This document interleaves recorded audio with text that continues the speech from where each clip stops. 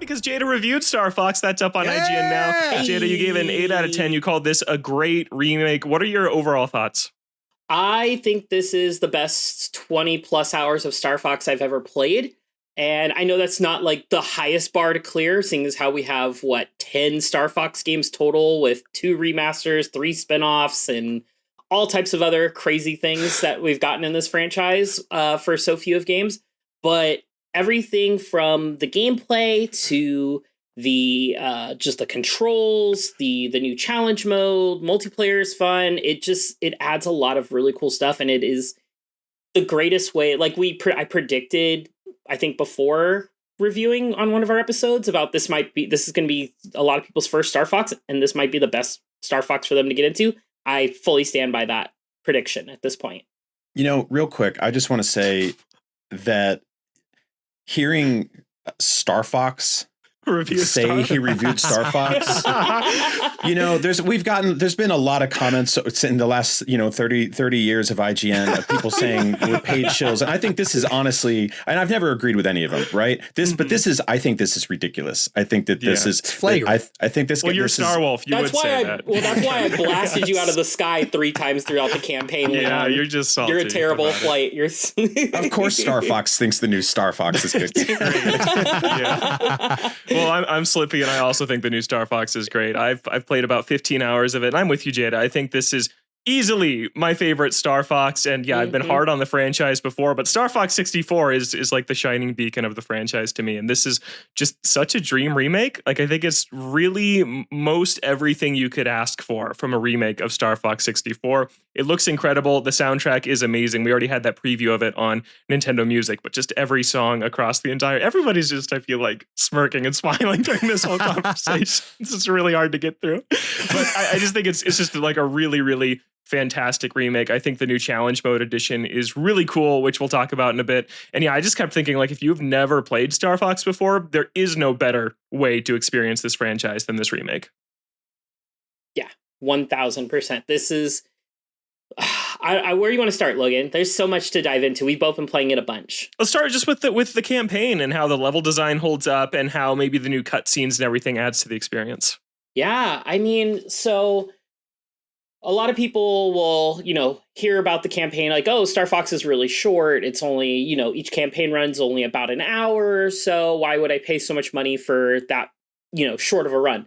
Star Fox has never been about like super long campaigns other than Adventures, which was not really completely different Star Fox game. Yeah, it's a completely different thing.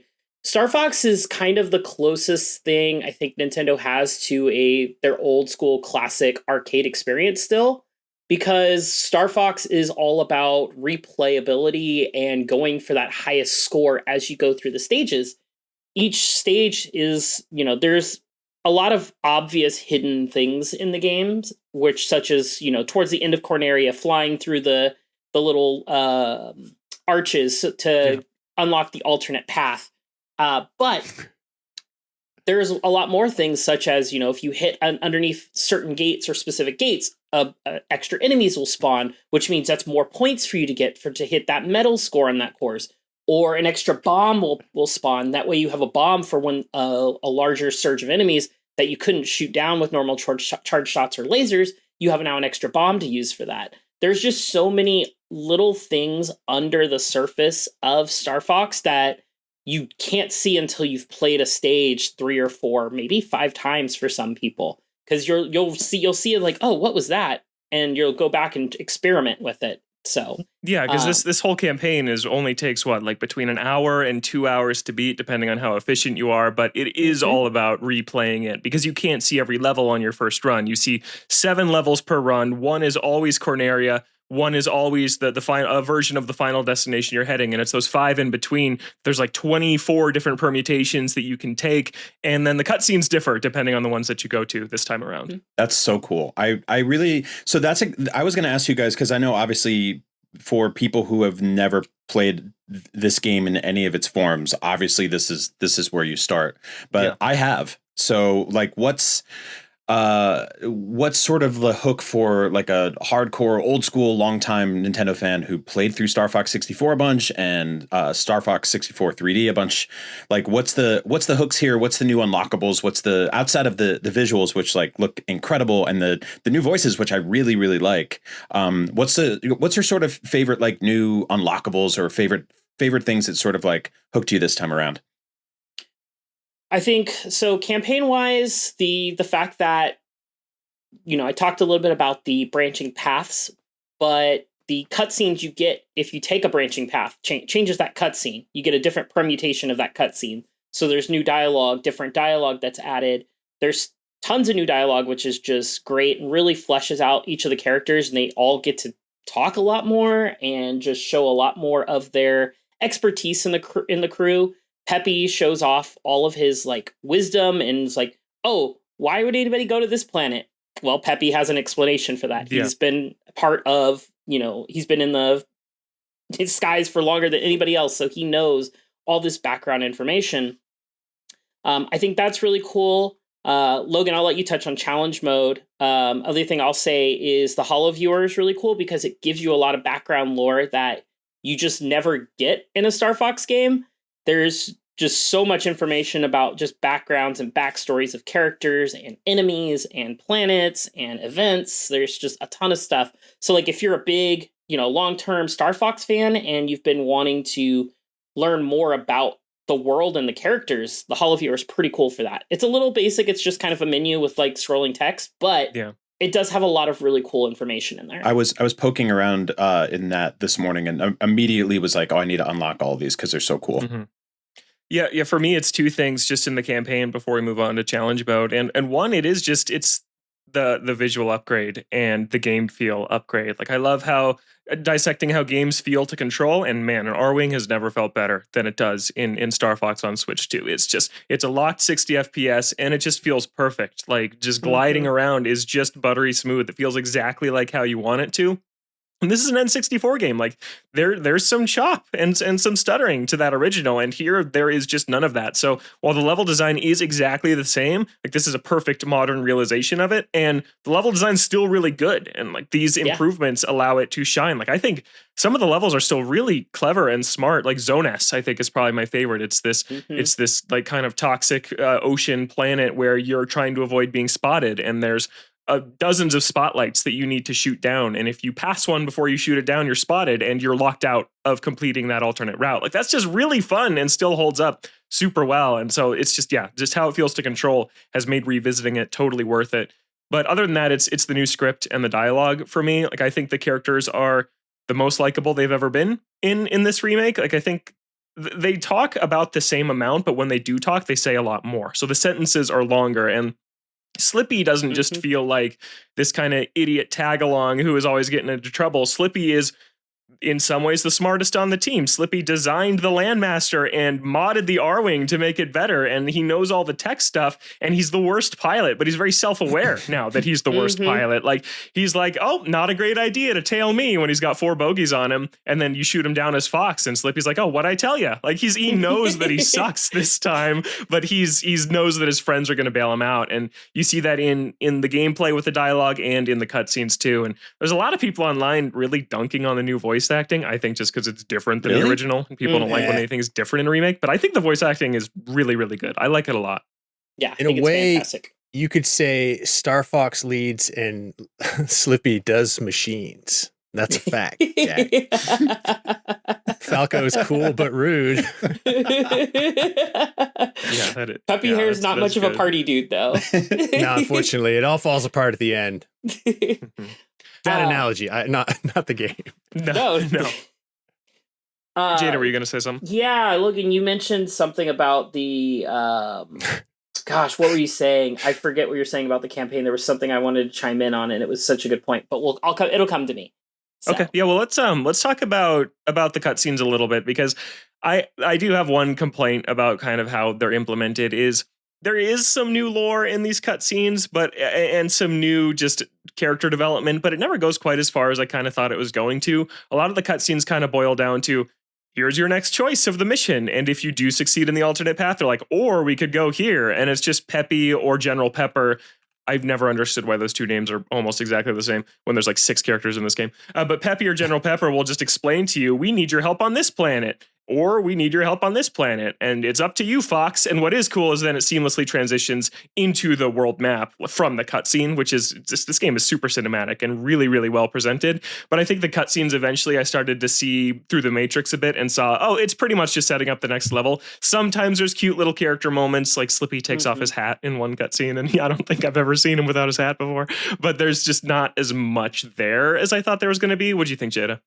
Yeah, I think they definitely could have dived a little bit deeper because, look, these are all new cutscenes to begin with. Like, going back and messing with Star Fox 64, it was just kind of text line, here's your next mission, good luck, kind.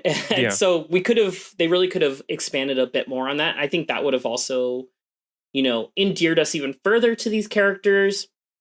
But yeah, I definitely understand what you're saying about, like, they're just setting up the next mission. And I think I touch a bit about that in my review about how most of the cutscenes do focus pretty much just on the war. There's a little bit hints of, there's a lot of personality, but there's a little bit more hints of, external communications outside of that story. But it kind of stops before it starts. And it's like, oh, just pull on that tangent just a little bit further. And it would have been amazing. Would have been so, so good to have that. So, but yeah, I agree, Logan. I think wanted to talk about the branching paths was one of the other things that was really cool. Because you mentioned that one, and I really like the Sector X kind of split for those branching paths and the wormhole branching paths that you get. Yeah, Brian, that is something that every Star Fox fan will want to see because these are just amazing levels in themselves. I can't wait for that. So they're just, I was like, whoa, okay. Yeah. This is a team taking something that was like the bare minimum and just going 110% on when going to a remake. And so I'm very happy that they over delivered on those. Yeah, no, some of this stuff is the best looking things in a Nintendo game ever. And we've talked about this before, like it's an on-rails shooter, so there's not a ton of stuff to make, so you can really make everything look really good, but they did. Like Corneria, when you enter the Crash City for the first time, it just looks incredible. Or I mentioned Zone S is one of my favorite levels. It's just gorgeous with the rain, and the soundtrack there is really good. And then all the space levels just look amazing. Like, yeah, it's a stunner. And we've said it before, I think you don't fully see how good it looks till you see it running yourself on your own screen, on your own TV. It looks really, really phenomenal. Yep. Jada, you mentioned something about you and Logan and some other folks at IGN were messaging each other about this really hard part to get to, or I don't want to spoil anything, but there was so Venom 2 has every level has a medal score. You have to get the medal. And I will say, I wouldn't say that I ever really felt that the game as a whole was difficult, but it definitely has a few spikes when going for the medal on certain stages where the difficulty definitely pushes back a bit. Venom 2 was one of those stages where I was trying to get the medal on my expert run, and I unfortunately had lost a wing going into Venom 2. I lost it right on the boss on the stage before. And so I only had single lasers going into this fight. And that, for anybody who's, old heads who've played, Venom 2 is a final showdown against Team Wolf, Star Wolf. And having a single laser and trying to get the medal on that mission is tough because bosses divvy out points based on how fast you take them down. So the faster you take down each member of Team Star Wolf, the more points you get. And if you don't take them down fast enough, you essentially make it impossible to get that medal. So it becomes a real race and, challenge of expertise with tracking your enemies, and especially with a single laser, if you get in that same situation. It is doable. Me and Logan both did it with single lasers on that stage. But yeah, Venom 2 was definitely one of those medals that pushed back because you need 200 hits and you have 4 enemies plus the final boss. Yeah, So no, it's really hard, and I think that's when I see we have some questions from the audience, and some people basically ask like, this is like a 2-hour experience, and well, if you're only a gamer who cares about seeing something through to the end credits and that's it, and you don't get joy out of replaying things, then you probably won't get the value out of Star Fox. Just straight up, like would say don't buy this. But if you're someone who likes chasing high scores and trying to check off all the achievements and replaying things to see different ways they can play out. Like there's levels where depending on how you get to them, different things happen at them because you've already seen a character somewhere. So then they don't show up the next place or you haven't seen them yet. So that's where you run into them for the first time. Like that is the joy of this game and how you can get 10 to 20 hours out of it instead of just the 2 that it takes to beat it the first time. And yeah, a lot of it is those medals. Like Jada was talking about, each stage has a high score you can shoot for, and then you unlock a medal, and there's a big reward for getting all of the medals. And so that's something to kind of chase and replay the game for. And the other one is challenge mode, which is brand new for this game. They've dropped the score attack, which was seen in previous versions of Star Fox 64. And now every level has 12 challenges to go for. There's 6 in normal difficulty. Once you beat those, you get 6 in expert difficulty. And I thought this was a really, really cool addition because it does make you play the level in a little bit of a different way and shoot for different things as you're going through the level. And some of them are really, really tough. Like one of them on Corneria, one of the expert challenges is don't let any buildings fall over. And so there's like the robots that conveyor belt up to the buildings and then topple them. You have to be fast enough to shoot bombs or charge shots at them before they topple any buildings. And what's really cool is that if you ever fail an objective, like you cannot complete it by seeing the level through, that achievement will show up on your screen and gray out. So you know, oh, I failed that. I have to restart the level. So it's just really clean at kind of telegraphing these objectives to you. And then when you do get them, it checks them off. And that's like a satisfying, like a trophy pop on PlayStation. And then you can back out of the level and start over and it will save that you did that achievement. So it becomes this really kind of bite-sized, almost NES remix style way to play through Star Fox levels that you can get a lot of extra mileage out of. It's such a great way because the enemy patterns and everything are identical to playing on normal or expert playthroughs. So the like enemy layouts and everything and behaviors are all the same, mirroring which difficulty you're on. So it's also a great way if like, hey, I am having a hard time getting the medal on, Sector Z, where you have to shoot down all the missiles. I'm having a real hard time getting the medal on this stage when I play through the campaign. You can just practice it in the challenge mode after you've cleared that stage once until you can hit that score that you need to hit. At any time, you can pause the game in campaign or challenge mode to see what your score, to see what the medal requirement is or what your challenge requirements are. So it's not, you have to remember these 6 challenges and like, did I do this thing? Logan said, they do pop up when you fail one, obviously, or succeed on one. But you can also pause to just kind of check where you're at. The thing, I think the one that helped me the most was when I was doing Aquas, the underwater stage, there's a challenge where you have to destroy like all 14 of the clamshells. Yeah. And I kept failing one at one point. I kept failing it. And I was like, where is this clamshell? So I knew as soon as that one failed, I knew that's where I needed to look around where that failure was happening. And it helped me just like, oh, there's one hidden off in the corner here that if you don't fire a torpedo at the right time, you can't see it really. It's pitch black at that part of the stage. So the challenge mode is amazing for that aspect. And yeah, like Logan said, there are some pretty challenging ones. There's one that gave me a little trouble early on was the boss of Meteo, like the second boss, where you have to not hit. He has the spinning ring where there's like a little one square, a weak point, and it rotates, and you have to not hit that shield with any shots. If you hit the shield with one shot, you fail the mission, and then you have to go back to the start of the mission. That's brutal. So it's very brutal. So you have to like be, because I think many like myself are probably very itchy trigger finger and just fire all the lasers all the time. You can't do that on that boss. Yeah, no, there's really hard ones like beat a whole level without taking any damage or kill a member of Starwolf like within 10 seconds of them appearing. Like they get really, really hard. So if you've mastered every version of Star Fox 64 before, like this is going to be a brand new challenge for you, which is really cool. Do you remember those old... Go ahead, Seth. Do you remember the surveys that they used to send out about games that Nintendo used to do, like in the Wii and 3DS era? And there was the options were like, why did you buy this game?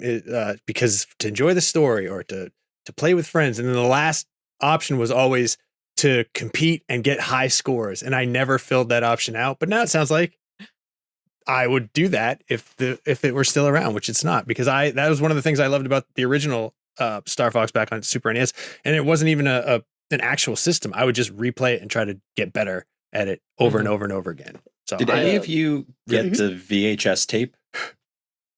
Wait, no. What? No. Oh, the Star Fox 64 one? Yeah, there was a Nintendo Power 2 subscribers sent out a VHS tape, and they did the same thing for Donkey Kong Country, I believe. Yes, and Majora's Mask as well. Oh, I don't know I don't think I saw the Majora's Mask one, but no, the Donkey Kong Country one had like these the trees all over it. But the Star Fox 64 one just showed up in my mail one day, and it had like my address printed out the back of the VHS box.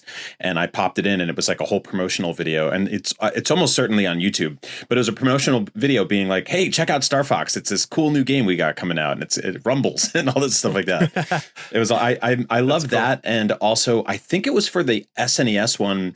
They had this papercraft R-Wing. Yes. Yeah. So yeah, this is it's so cool. It was like and I forget which one it was. The Donkey Kong one showed Treehouse, and it showed them like walking through this hallway with all of this like Nintendo Power fan art printed up on the wall. But yeah, the Star Fox 64 VHS was one of my favorite things for a while. I have no idea where it is anymore, but yeah, go hunt it down if you're interested. The other thing, Brian, you mentioned like unlocks and such. One of the big unlocks is the avatars that we're using. There's 25 of them to unlock, and you get a lot of those by completing the challenges in the challenge mode, as well as just meddling on some of the stages through the campaign.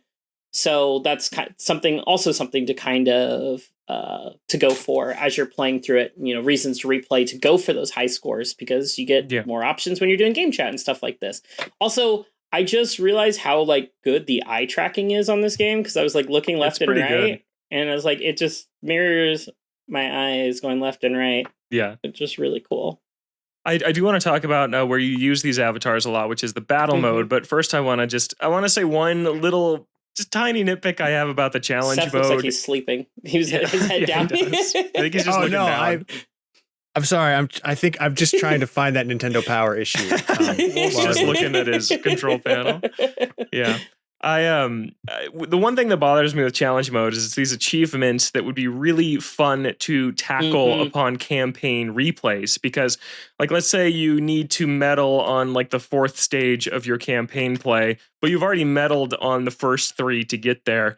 When you're playing campaign, the achievement challenge mode is completely separate. So you can't go for these challenges while you're playing Corneria in campaign mode. And likewise, you can't medal on Corneria while playing it in challenge mode. And that makes more sense because like challenge, part of the difficulty of medaling a level is if you're trying to medal like the 6th level on your campaign, you got to make sure all your wingmen survive to that point and you have good lasers to that point. So I get that side of it. I just wish that I could tackle these achievements in the campaign mode, because it's nothing that would, there's nothing that should limit me from doing that, because it's just like, beat Falco through the loops on Corneria. And that's it's like, exactly why the can't one I was do going to that reference. Here? Yeah, it wouldn't make a difference. So it just doesn't acknowledge that you've done that at all, which I think just that I like replaying this game, but for me, that starts to make it feel like padding a little bit. It's a game about replaying it over and over. I get that. But when you're like blocking objectives into its own side mode that could totally flesh in to the campaign mode, it just doesn't really work for me. That's a tiny issue I have with it, but that's not really a huge deal. Yeah, I had like, 2 or 3 kind of like things that really just kind of were interesting design choices. That was one of them. The other was, which we'll get into here now, probably good segue, is into the battle mode. Yeah. With the avatars. You have, like I said earlier, there's 25 avatars, but you're locked into the main 8 of Team Star Fox and Team Star Wolf when you go into battle. You choose a team, and whichever character you get when you get on that team, that's your avatar. It automatically populates. So despite being able to unlock, Bill or General Pepper or Cat or Rob 64, you can use those when you're playing like single player or challenge mode and you're just in a game chat like we are right now and just talking with friends. But wait, we're in a game chat? What are you what? I mean, this is just life. This is who we are. Just life. Just just R-Wing to R-Wing conference call is what I meant to say. That's the only time you can really use those, unfortunately. So that was kind of one of the things that kind of let me down. And then, going into battle mode is a lot of fun. It's so much fun. The new power-ups and abilities that they've added are really cool, but there's only 3 maps. And that was kind of, I was like, I want to play a lot more of this, but I've seen everything I want to see across these 3 maps after about 10 matches or so. And it is really fun. Each map has its own objective. Like on Corneria, it's kind of just a zone control thing. It's really focusing on the dogfighting. And then Ficina, it's about, or Katina, I always confuse those two. Ficina is about these green crystal meteorites that crash. It's like the 6th Nintendo game in the last year that's made you collect green crystals. Like seriously, Metroid did it, Donkey Kong did it, Pokemon Legends EA did it. It's crazy right now. But you collect green crystals. The crystals in general, you're correct. Yeah. And then there's one in space in one of the sectors, which is about shooting down space pirates to get their cargo and bring that cargo back to your base. So they all have this different spin on dogfighting. And I think all 3 are really fun, but I'm with you, Jada. It's just, it's not quite enough. Like playing all 3 of these modes on all 3 of these maps would do a lot for me, or just having more maps would do a lot too. Yeah. The fact that they locked all the events, because there are events that happen, and you can go into the settings and change how often they happen, or just turn them off if you want to just do straight dog fights for points. But I think if they would have just, let me try to grab pirates, treasure off of in Sector Y or on Corneria. Like, I don't see why that doesn't translate. The meteorite one, maybe in space, could be kind of weird, but it's space, so maybe just shoot them open, and then they're like floating there, and you can grab them or something. Yeah, like maybe they pass through a part of the arena. If you don't catch them as they go through, they don't catch them as they go through. But the battle mode, a lot of fun, great foundation. It just needs a lot more. Yeah, absolutely. Well, we got some questions from the audience before we get to those. Seth, Brian, any other thoughts or questions? No, I can't wait to play more. I just got through the tutorial this morning, and I'm about to start the campaign, and I'm incredibly excited. And you guys are really selling me on unlocking as many things as I can. Yeah. Star Fox is back. Prediction, this will be the top selling game of the month, and it only came out at the end of the month. But yeah, it seems like it's doing really well, which is good to see. Everyone is so excited. I have our little IGN deals portal open right now, and I'm looking at it, and it's far and away the biggest item of the last 30 days, period. I'm very happy my review did as well as it did on for views on YouTube. Like last I checked, it was just under 180K after a day, which is really good, specifically because I don't know if anybody else. What else happened yesterday? Happened yesterday, but GTA dropped 5 different news bits, and so that kind of took the internet by storm. And so I was real worried. I was like, oh man, nobody's gonna watch my Star Fox review because all this GTA stuff is just gonna suck all the air out of the room. And thankfully, there's a lot of people. I've been in the comments responding to folks. So if you're watching it, drop a comment. I was also on Reddit in one of the Nintendo subreddits answering a bunch of people's questions yesterday. So nice, yeah. We got some questions from the audience, some on Facebook, some on the Discord server, which you should join. We're in both of those all the time, talking to fans, and it's a lot of fun. So Joseph Priestley asked, did the remake enhance the Star Fox 64 experience? Did Nintendo do enough to justify paying $50 for a game you can finish in less than an hour? We touched on this a bit, but Jada, what do you think of that? Just the price point for this, $49.99. I mean, 49 that's as low as the Nintendo variable pricing goes, right? I think that's Switch the lowest 2 we've pretty seen. much. Yeah. Yeah. So I think at $50, it's a fair buy. If you're into, as Logan and I said, if you're not just looking to get through the end and see the ending, if you're just looking for that, $50 is not going to be worth, it's not going to be worth that $50 for you. But if you're somebody like me and Logan who like to go through a game over and over again, kind of dissect all the little bits, go for high scores, do all the extra stuff in the edges, I think $50 is fine for this. I think it looks great. The improvements are fantastic. So I say yes, personally.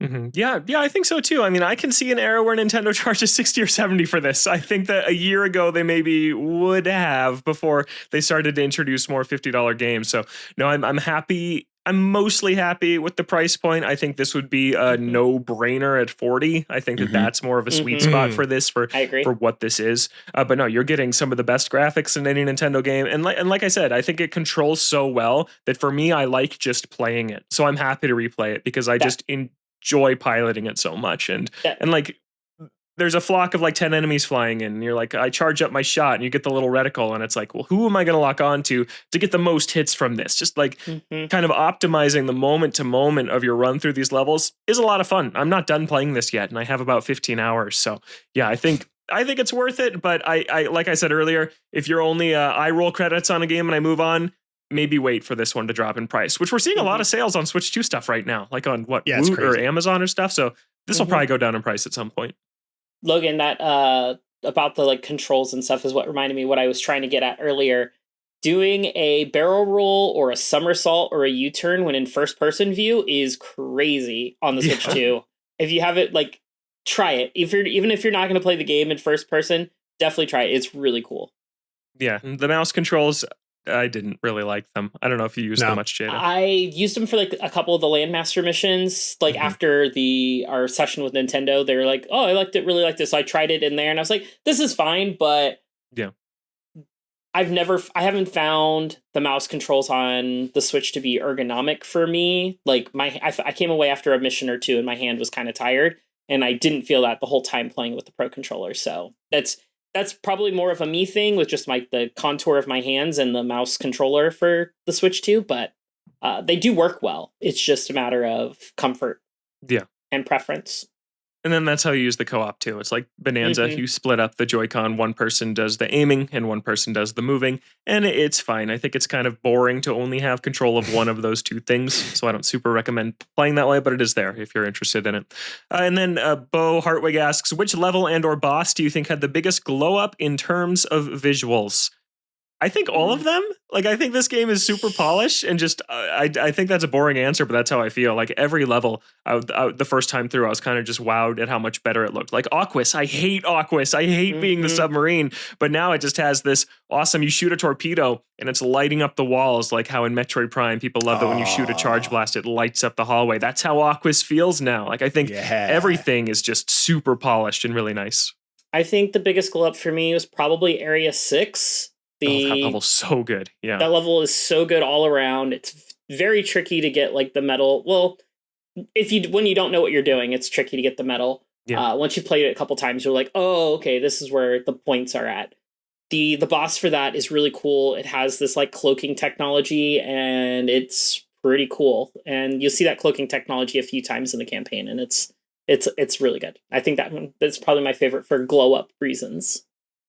Peter asks, do you see this art style and use of cutscenes sustainable in a completely original follow-up? What would you like to see from a new game? Brian, I'll throw to you on that one. New Star Fox, we haven't gotten one in a long time. Like, what do you want from that?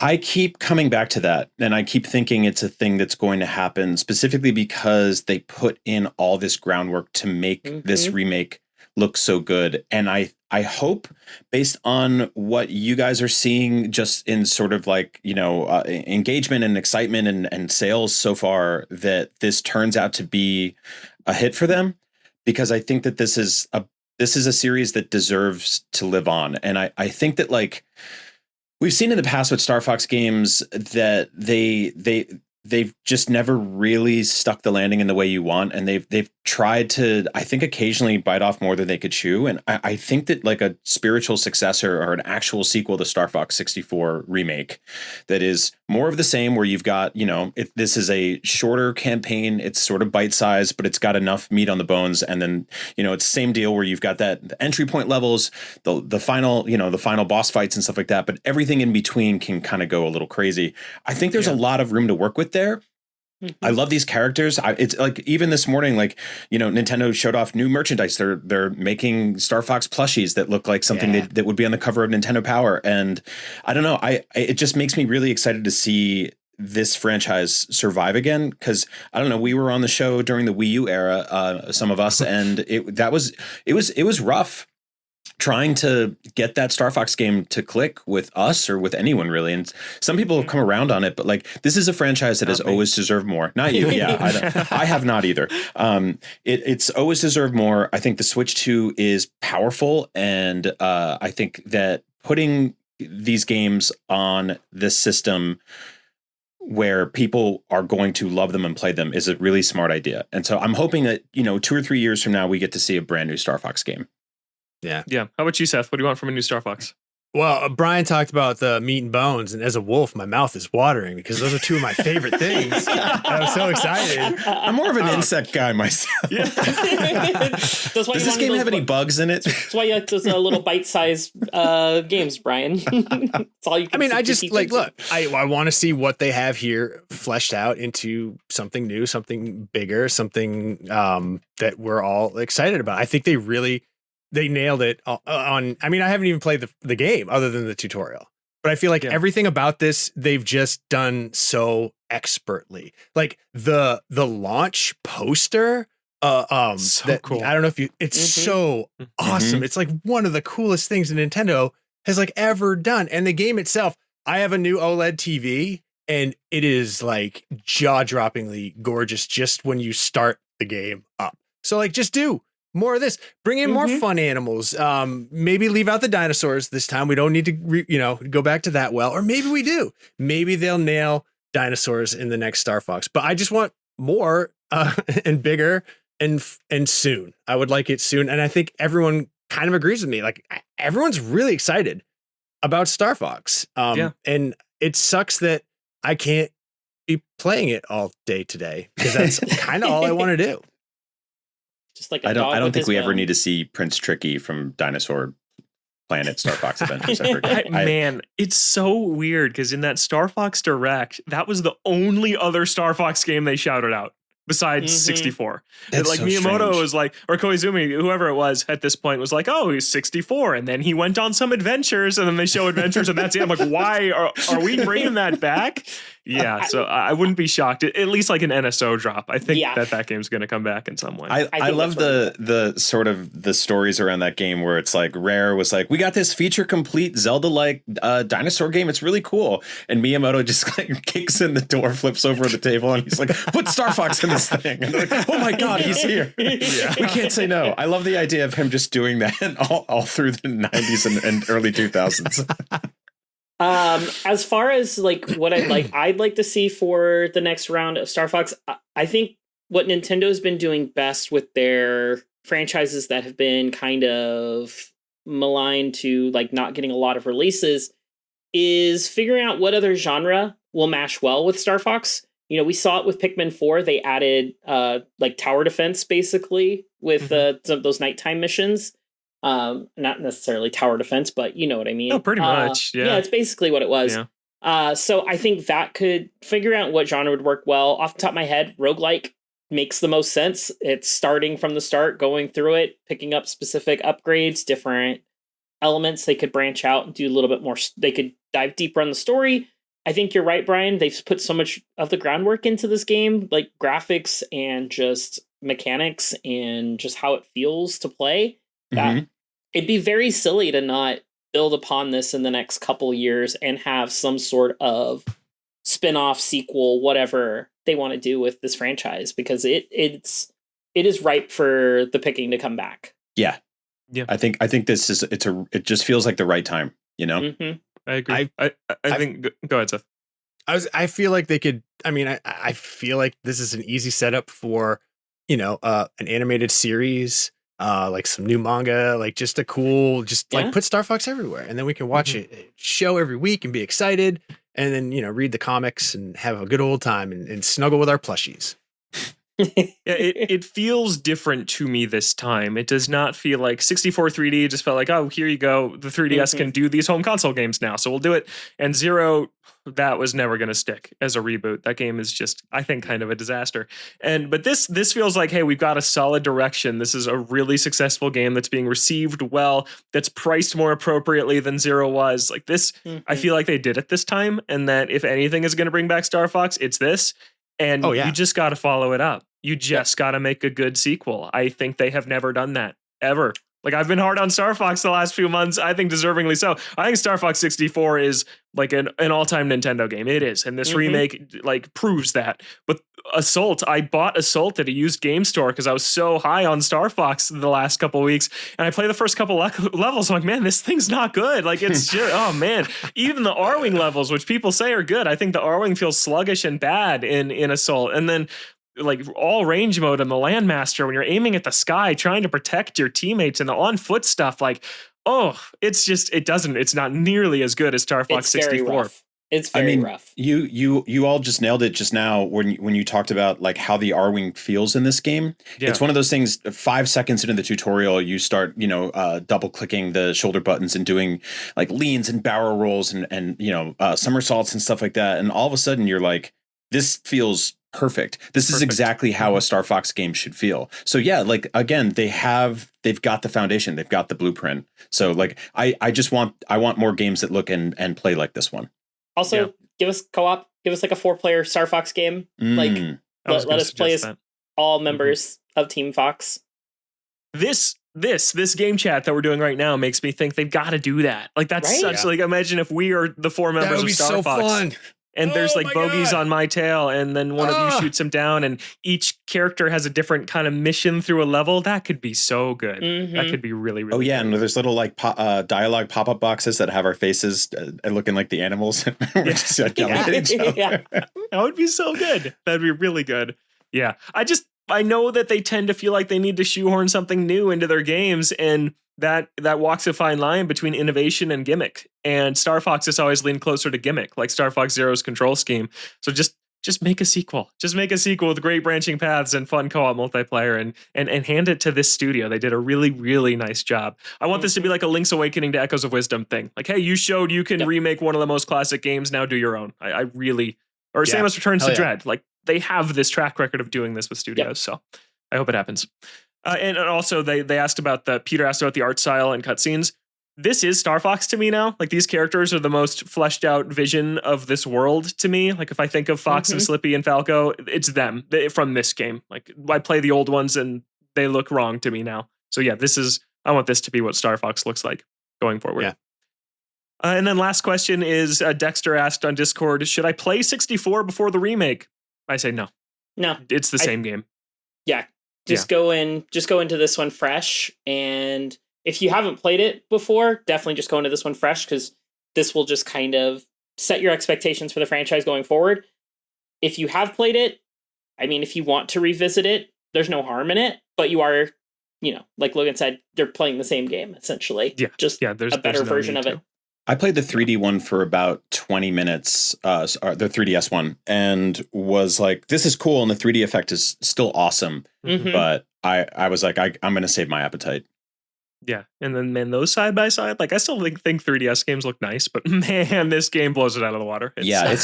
We mentioned that a couple weeks ago about, like, putting those two side by side, and also the ocarina of it all, which is obviously, the next big remake of an N64 3DS game that Nintendo's making for Switch 2. So yeah, I don't know. I agree with you all. Play the new one instead. Yeah. Last thing I want to shout out, just my favorite detail, is that when you're on the main menu, you are like in the main bay of the Great Fox, which is their big mothership, and out the windows, you see whatever planet the next mission of the campaign is on. Like, where your campaign is saved. And that's just so cool. Like, it's just they just nailed it. They nailed this game. It's so cinematic, and the presentation is perfect. Like, yeah, I just noticed it once I was outside, like, the lava planet, and I'm like, oh wow, there's lava outside my window and it's glowing red in here. That's so smart, and just a little touch that's just, it's perfect. So yep, Star Fox is really, really good. We'll talk about it more next week once everyone has played it. We're going to take a quick break, and we're going to transform out of our Star Fox cosplay. We'll be right back on NVC. Thanks for watching this clip from Nintendo Voice Chat. Be sure to catch the full episode over at youtube.com/IGN Games. New episodes of NVC drop every Friday on IGN Games, IGN.com, and your favorite podcast platforms. With the Nintendo Switch 2 finally here, there is so much to dive into. We appreciate you tuning in, and don't forget, NVC is the only place you can get the thing